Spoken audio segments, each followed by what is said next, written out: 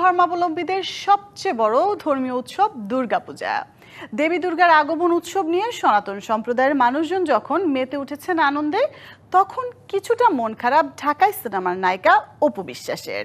সনাতনী অনুসারী এই চিত্রনায়িকা সম্প্রতি এক সাক্ষাৎকারে জানিয়েছেন এবারের পুজো নিয়ে নিজের পরিকল্পনার কথা। সাথে বলেছেন ছোটবেলায় কেমন কাটতো অপু বিশ্বাসের পূজার দিনগুলো। ঢাকাই সিনেমার জনপ্রিয় নায়িকাদের একজন অপু বিশ্বাস।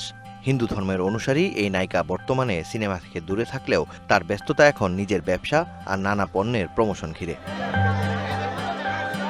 সম্প্রতি রাজধানীর বসুন্ধরা সিটিতে এক অনুষ্ঠানে এসেছিলেন অপু বিশ্বাস, যেখানে তিনি কথা বলেন সাংবাদিকদের সাথে।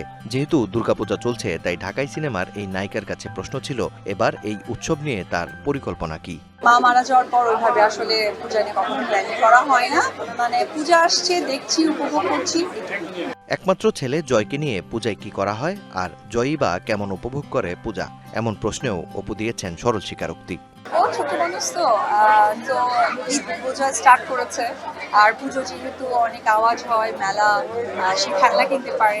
এখন ওই খেলনার প্রতি এরকম আগ্রহ নেই, কিন্তু ওই যে মেলা, লোকজন, একটা ভিড় হয়, এটাকে সে অনেক বেশি এনজয় করে। ঘোরার সুযোগ তো হয় না, তবে ট্রাই করি আমরা দুজন টুকটাক।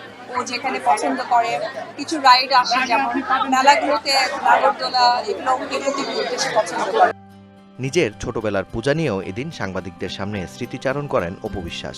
তখনকার পূজা নিয়ে স্মৃতিচারণ করা মানে সত্যি খুব খুব কষ্ট লাগে, কারণ সবচেয়ে ইম্পর্টেন্ট যে মানুষগুলো আমার সাথে ছিলেন, আমার মা, বাবা, কাকা, তাদেরকে আসলে অনেক মিস করি, কারণ তারাই আসলে আমার পূজাটাকে সুন্দরভাবে প্রেজেন্ট করে। সাম্প্রতিক সময়ে সিনেমার চেয়ে ব্যক্তি জীবন নিয়েই বেশি আলোচনায় থাকেন অপু বিশ্বাস। সিনেমার কাজ কম থাকায় নিজের ব্যবসার পরিধি বাড়ানোর পাশাপাশি বিভিন্ন সামাজিক কর্মকাণ্ডে নিজেকে ব্যস্ত রাখছেন ঢাকাই সিনেমার জনপ্রিয় এই নায়িকা।